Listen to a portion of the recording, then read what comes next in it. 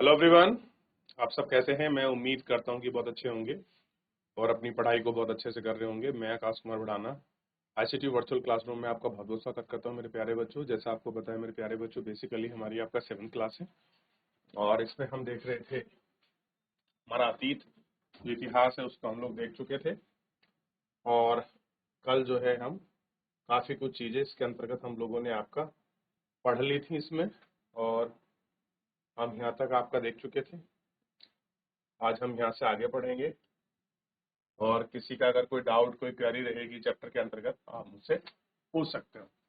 तो सबसे पहले एक बार हम चैप्टर में शुरुआत के दौर पर आपका चलते हैं कि हमने चैप्टर को मुख्यतः शुरू कहाँ से किया था, वो हमको देखना है।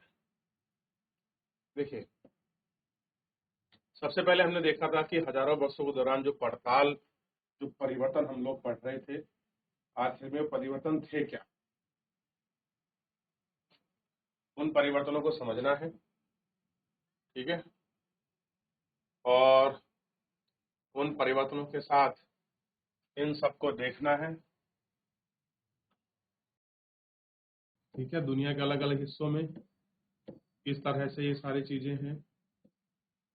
ठीक, इतनी महत्वपूर्ण एक और बात है कि दूसरे युग में फिर उसके बाद हमने कुछ जो आपकी शब्दावलियां थी, उन सारी शब्दावलियों का मीनिंग समझा कि इन शब्दावलियों का अर्थ क्या है। बेसिकली जो ये शब्दावलियां हैं, इन शब्दावलियों का अर्थ क्या है। जैसे हिंदुस्तान शब्द किसके लिए प्रयोग किया गया था उस समय, और 13वीं शताब्दी के इतिहासकार हुए हैं मिनाज सिराज, उन्होंने किस क्षेत्र के लिए ये शब्द का प्रयोग किया था। उनका से पंजाब, हरियाणा, गंगा यमुना के बीच का था। क्लियर है? इस शब्द का राजनीतिक अर्थ इलाकों में दिल्ली के सुल्तान, इन सारी चीजों के अंतर्गत प्रसार हुआ और इन सबको देखने का कोशिश करी। इसके विपरीत 16वीं शताब्दी के आरंभ में बाबर ने हिंदुस्तान शब्द के बारे में लिखा है और इस उपमहाद्वीप के बारे में भी। ठीक है, और हिंद हिंद शब्द का प्रयोग कुछ कुछ आपका अमीर खुसरो की जो हिंदुस्तान, कुछ कैसा लगता है, हिंद खुसरो ने एक हिंद नामक एक आपका शब्द का प्रयोग किया था, उससे कुछ ही आपका मिलता जुलता है। कैसा है? उससे आपका मिलता जुलता है। ठीक है, ये आपको देखना था। और कह रहे हैं किसी भी व्यक्ति का प्रयोग करने इतिहासकारों में बहुत सावधान रहना चाहिए, क्योंकि अतीत के उन शब्दों के लिए कुछ अलग ही अर्थ थे। उदाहरण के लिए विदेशी जैसा सीधा साधा शब्द ले लीजिए, हमारे लिए आज इसका अर्थ होता है कि ऐसा व्यक्ति जो भारत में ना हो। ठीक है, हमारे लिए विदेशी क्या है, मानो वो किसी गांव के आने वाला व्यक्ति भी कोई अनजान था। और आपको पता है कि हम हिंदी में उसको क्या कहते हैं, आपका परदेशी, और फारसी में उसको अजनबी कहकर संबोधित करते हैं। और नगरवासी के लिए वनवासी विदेशी था, लेकिन आज के हिसाब से विदेशी देखो तो अलग है। किंतु हमने कहा संस्कृति के आधार पर एक ही गांव में दो अलग अलग धार्मिक और जाति के परंपराओं से जुड़े हुए आपका लोग रहते हैं, और वो आपका विदेशी नहीं है, नहीं होते थे। क्यों? क्योंकि वो एक ही परिवेश में ढले हैं। इतिहासकार और उनके स्रोत, इतिहासकार इस युग का अध्ययन करते हैं, उनका सहारा लेते हैं। पिछले साल आपने गौड़ वंश के शासक और हर्षवर्धन के बारे में पढ़ा था। इस पुस्तक में हम मोटे तौर पर 700 से 1750 ईस्वी तक 1000 वर्षों के दौरान हुए परिवर्तन को हम पढ़ते हैं। इस काल के अध्ययन में के लिए इतिहासकार जिन स्रोतों का प्रयोग करते हैं, आपको उनमें बहुत सी बातें ऐसी मिलेंगी जो वैसी हैं जो पिछले युग से चली आ रही हैं। लेकिन इसके लिए कुछ आप देखोगे, ये स्थापत्य कला, परंपरा, इन सब चीजों को आप देख लो तो इन पर निर्भर करता है। कुछ बातें काफी भिन्न हैं। इस युग के प्रमाणिक तौर पर लिखित सामग्री की संख्या विविध आचार्य रूप से बढ़ गई थी, और इसके इतिहासकार में सूचनाओं पर इनका क्या कर रहे थे, आपका इस्तेमाल कर रहे थे। ठीक, धीरे धीरे कम करने लगे थे। इसके दौरान आपका कैसे चीजें हो रही थी, धर्म ग्रंथों, अर्जियां, ये अभिलेखागार वगैरह की स्थिति आपका गठित हो गई थी। उन दिनों छापखाने नहीं थे, नकल लिपिक आपका नकल करते थे और नकलों की कॉपियां बनाते थे। ठीक है, देखिए कैसे कॉपी बना रहे हैं, और ये कितना महत्वपूर्ण हो गया था कि कैसे क्या लिख रहे हैं। उस लिखावट में भी कुछ लिपि को कॉपी करते समय क्या करें, छोटे मोटे हेरफेर होते थे, इसको हमने देखा। और दूसरा कुछ चेंज इसमें मिला, पांडुलिपि अपनी भाषा में लिखती थी, कुछ लोग अपने समय शासन को, यात्रा वृत्तांत को, इन सब चीजों को इसमें लिखते थे। क्लियर है? तो ये सारी चीजें हमने आपका यहाँ तक कल देख ली थी। हम 1050 का परिवर्तन देख रहे हैं। यहाँ तक किसी कोई डाउट, कोई क्वेरी, क्वेश्चन हो, आप मुझसे पूछ लीजिए मेरे प्यारे बच्चों, फिर आगे बढ़े।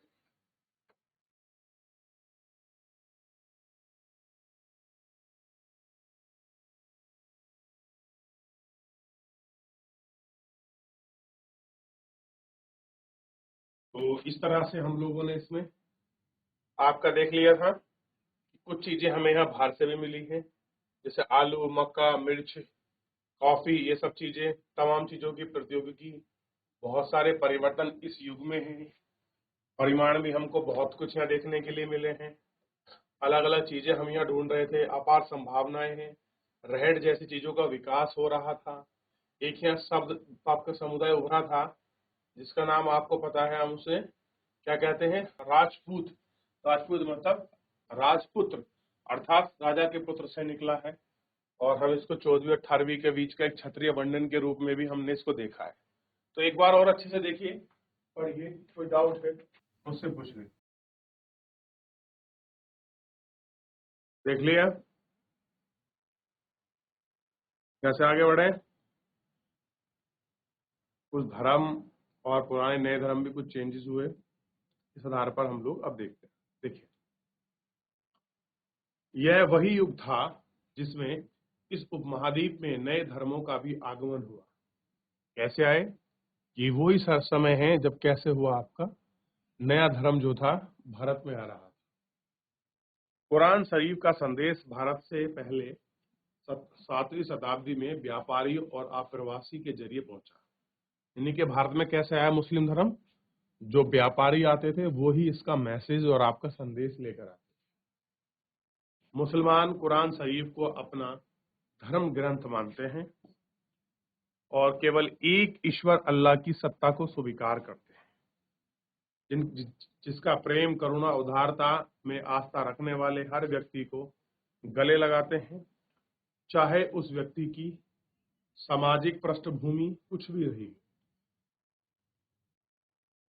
कई शासक इस्लाम और उसके विद्वान धर्मशास्त्री और न्याय शास्त्री अर्थात उलेमाओं का संरक्षण देता है, संरक्षण देता है।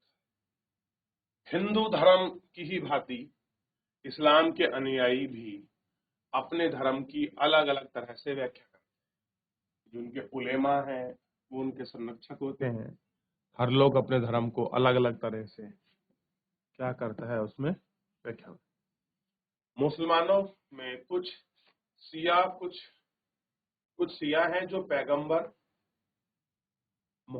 पैगंबर साहब के दामाद अली को मुसलमान की विदुषता का नेता मानते हैं। कुछ लोग सुन्नी हैं जो खलीफाओं के प्रवक्ता को आपका स्वीकार करते हैं। शिया मतलब वो लोग जो आपका पैगंबर साहब हैं, उनके जो दामाद अली के, उनके मानते हैं। सुन्नी मतलब जो आपके खलीफा हैं, उन खलीफाओं के प्रभुत्व को स्वीकार करते हैं। इस्लाम के आरंभिक दौर में इस धर्म का नेतृत्व करने वाले खलीफा कहलाते हैं और आगे इनकी परंपरा चलती रहती है। इस्लामिक न्याय सिद्धांत विशेषकर भारत में हनीफ और सफी ऐसे सिद्धांत हैं जो कि विभिन्न आपके परंपराओं और महत्वपूर्ण अंतर रहे हैं, और धर्म सिद्धांतों में रहस्यवादी विचार में लेकर इनकी भी आपका क्या रही है, विभिन्नता रही है। समय और इतिहास के कालखंडों पर विचार करें।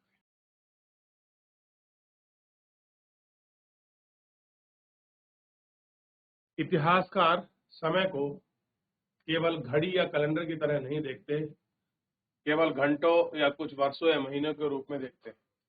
उनका नजरिया यह है कि सामाजिक और आर्थिक संगठन में आने वाले परिवर्तनों को झलकाता है। यानी कि समय और इतिहास किन कालखंड पर विचार करते हैं कि घड़ी कैसी है, कैलेंडर कैसा, ये नहीं देखते, बल्कि देखते हैं कि जिस तरह से हमारे यहाँ सामाजिक आर्थिक संगठन के नजरिए में जो चेंजेस आ रहे हैं उनको झलकाते हैं कि हमारे यहाँ परिवर्तन कैसा है, विचारों और विश्वासों में कितनी स्थायित्व रहती है और कितना परिवर्तन आया है।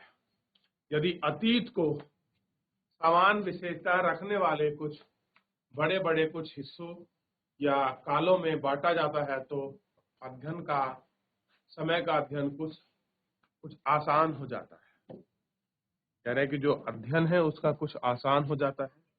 19वीं शताब्दी के मध्य में अंग्रेजी इतिहासकारों ने भारत के इतिहास में 3 युग में बांटे हैं। जो भारतीय इतिहास है 19वीं सदी में किसको बांटा है? 3 युग में, हिंदू, मुस्लिम और ब्रिटिश। भाई प्राचीन में जितने भी राजा हुए हैं वो सारे हिंदू हुए हैं, जी हाँ, सुल्तान और बादशाह हुए हैं वो सब मुस्लिम हुए हैं। ब्रिटिश क्राउन आया है तो यहाँ सारे अंग्रेज आपका अंग्रेज थे, तो इस आधार पर वो आपका बांट रहे हैं। क्लियर है? कह रहे हैं कि इस विचार पर आधारित था कि शाही धर्मों का एकमात्र आपका महत्वपूर्ण ऐतिहासिक परिवर्तन होता है। विचार क्या है मेन कंक्रीट? कि शासकों का धर्म की एकमात्रता ही क्या होता है? परिवर्तन होता है। अर्थव्यवस्था, समाज, धर्म, सांस्कृतिक और कोई महत्वपूर्ण बदलाव नहीं आता। इस दृष्टिकोण से इस उपमहाद्वीप की अपार विविधता में उपेक्षा हो जाती है। कह रहे कि इस तरह से क्या जाती है? उपेक्षा। कोई छूटना, किसी को साथ ना लेकर चलना, छूट जाना ही उपेक्षा क्या होती है? उपेक्षा। इस काल विभाजन को आज बहुत कम इतिहासकार ही स्वीकार करते हैं कि जिस तरह से हिंदू, मुस्लिम और ब्रिटिश के रूप में बांटा है उसको ज्यादातर लोग स्वीकार नहीं करते। अधिकतर इतिहासकार आर्थिक तथा सामाजिक कारकों के आधार पर ही अतीत के विभिन्न कालखंडों की विशेषताएं तय करते हैं। पिछले साल आपने जो इतिहास पढ़े थे उसमें प्राचीन समाजों में कई प्रकार का समावेश था, जैसे कि शिकारी संग्रहक प्रारंभिक दौर में कृषिकर्मी, शहरों और गांव के निवासी, प्रारंभिक दौर के राज्य साम्राज्य। इस साल जो आप पढ़ेंगे उसमें प्राय मध्यकालीन इतिहास कहा गया है। इसे आपको सांस्कृतिक समाज के विस्तार, क्षेत्र, सामाजिक राज्य के उदय और कभी कभी ग्रामवासियों और वनवासियों की कीमत पर प्रधान धर्मों के रूप में हिंदू धर्म, इस्लाम धर्म और विकास और यूरोप से व्यापारी कंपनियों के आगमन के बारे में और विस्तार से जानकारी मिलती है। क्या मिलती है? इन सब चीजों पर और से अच्छी से जानकारी मिलती है। भारत के इतिहास में ये हजारों साल में अनेक बदलाव साक्षी रहे हैं। कह रहे जो हजारों साल में जो बदलाव हुए हैं, कह रहे साक्षी रहे हैं कि आखिरी 16वीं और 18वीं शताब्दी, 8वीं या 11वीं शताब्दी के में काफी विभिन्नता थी। यानी कि जो कुछ डिफरेंस है इनमें और इनमें काफी अंतर रहा है। इसलिए इस सारे काल को ऐतिहासिक इकाई के रूप में देखने में समस्या से खाली नहीं है। मध्य युग की तुलना में प्राय आधुनिक युग से की जाती है। आधुनिकता के साथ भौतिक उन्नति और बौद्धिक प्रगति का भाव जुड़ा हुआ है। क्यों नहीं करते हैं? क्योंकि इसमें बहुत सारे, पहली बात तो भारतीय इतिहास में हजारों साल परिवर्तन आए हैं और इसमें ऐतिहासिक रूप से देखने में समस्या से खाली नहीं है। क्योंकि जो आधुनिक युग की तुलना मध्य से करते हैं और आप जानते हैं कि आधुनिकता के साथ भौतिक उन्नति, बौद्धिक आपके प्रगति का भाव जुड़ा है। इससे आशा निकलता है कि मध्यकाल रूढ़िवादी युग था। कैसा था? रूढ़िवादी। और उस दौरान कोई परिवर्तन नहीं हुआ, लेकिन हम जानते हैं कि ऐसा नहीं था। और हम कहते हैं कोई परिवर्तन नहीं हुआ, लेकिन हम जानते हैं कि ऐसा नहीं था कि वहां कुछ परिवर्तन या कुछ चीजें आपकी नहीं हो रही थी, वहां परिवर्तन भी था। कुछ चेंजेस भी थे, वहाँ सब कुछ हम लोगों को देखने के लिए मिल रहा था। ऐसा कुछ नहीं कि हम उनको नहीं देख पा रहे थे। इन हजारों वर्षों के दौरान ध्यान रखना, भौतिक और भौगोलिक उन्नति का भाव से जुड़ा है। इन हजारों वर्षों के दौरान इस उपमहाद्वीप में समाज में प्राय परिवर्तन आते रहे हैं। कई क्षेत्रों की अर्थव्यवस्था तो इतनी समृद्ध हो गई थी कि उनसे यूरोप के व्यापारी कंपनियों को आकर्षित करना का आरंभ कर दिया था। इस पुस्तक को पढ़ें और आप समय परिवर्तन चिन्हित सक्रिय प्रक्रिया को ध्यान रख के चलते हैं। जब तक संभव हो इस पुस्तक में आप जो पढ़ रहे हैं उसी की तुलना में आप पिछले साल पढ़ी बातों को कोशिश करेंगे। जहां भी हो देखते हैं कि इतना बदलाव हुआ है और कहीं नहीं। आज आसपास की दुनिया पर नजर डालिए और देखेंगे कुछ कुछ बदल गया है। क्या आपका वैसा ही बदलाव हमको आज भी दिखाई दे रहा है जिस बदलाव की हम लोग बात कर रहे हैं? क्लियर है? तो हमको सब देखना है। क्या इतनी समृद्धि थी, इतनी ही अर्थव्यवस्था थी, ऐसी ही संभावना थी, ये सब चीजें देख लीजिए एक बार।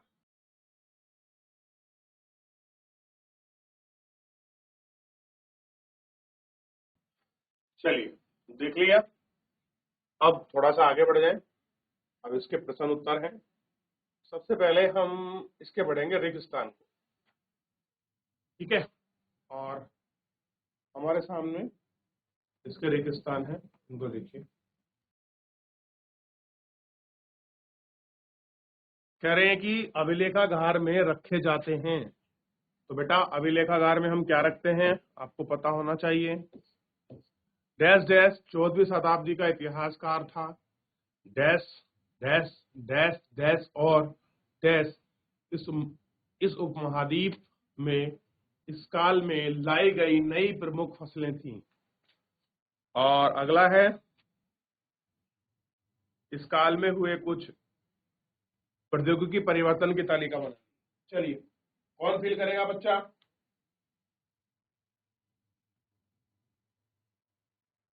चलिए, है कोई बच्चा जो आपका फिल करे? तीन ही क्वेश्चन है, लेकिन तीन के साथ देखिए कितनी सारी विविधताएं हैं। अभी तो पढ़ा है आपने चैप्टर अभिलेखागार, 14वीं शताब्दी का इतिहासकार, कौन कौन सी फसलें आई थी। देखिए 30 सेकेंड है, फिर मैं फिल करूंगा।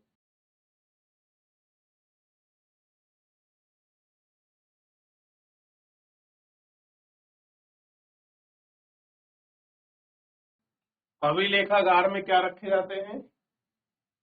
दस्तावेज।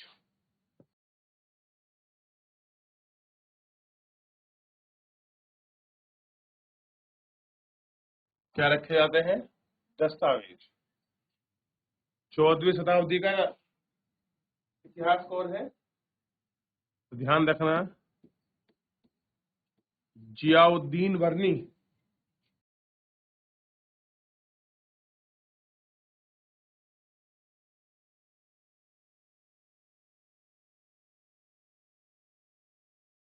जियाउद्दीन वर्नी। और फसल है आलू, मक्का, चाय, कॉफी। एक और बची बच्चों, बताइए। कॉफी, चाय, कॉफी और ये बची आपका मिर्च। ये सब कहाँ है? ये भारतीय। ठीक है, तो दस्तावेज में जियाउद्दीन बर्नी, आलू, मक्का, चाय, कॉफी, ये इसका फिल इन द ब्लैंक्स आपका हो जाएगा।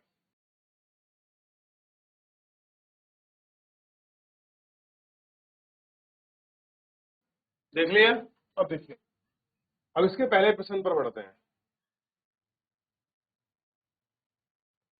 पहला प्रश्न है इसका, देखिए सबसे पहले हम लोग फिल इन द ब्लैंक्स करते हैं, फिर उसके बाद हम लोग क्वेश्चन पकड़ते हैं।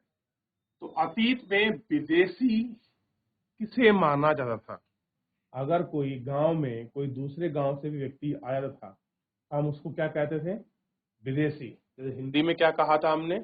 परदेसी और फारसी में क्या कहा था, अजनबी। यानी कि अगर कोई व्यक्ति किसी दूसरी संस्कृति या धर्म समुदाय का किसी क्षेत्र या गांव में आता था, हम उसको क्या मानते थे, अजनबी। ठीक, ये हमने कहा था। लेकिन आज के परिप्रेक्ष्य में विदेशी क्या है, जब कोई किसी देश से दूसरा व्यक्ति हमारे देश में आता है तो हम उसको क्या मानते हैं, आपका अजनबी मानते हैं।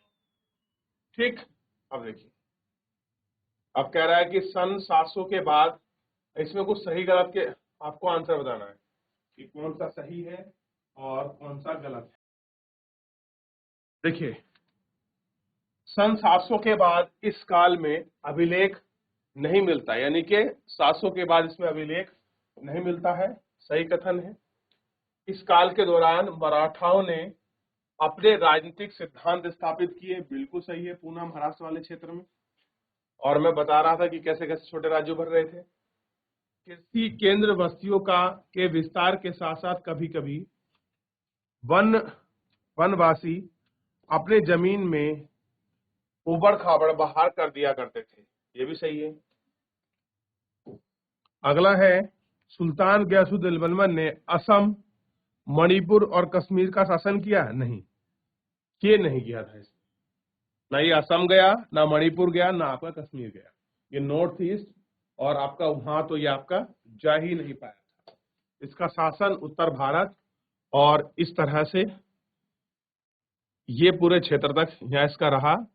और अगर आप भारत में देखोगे तो ये वाले रीजन में वो कभी नहीं गया और ये यहाँ रीजन में कभी नहीं गया, वो इस साइड में ही आपका नीचे नीचे बेसिकली उसने शासन किया।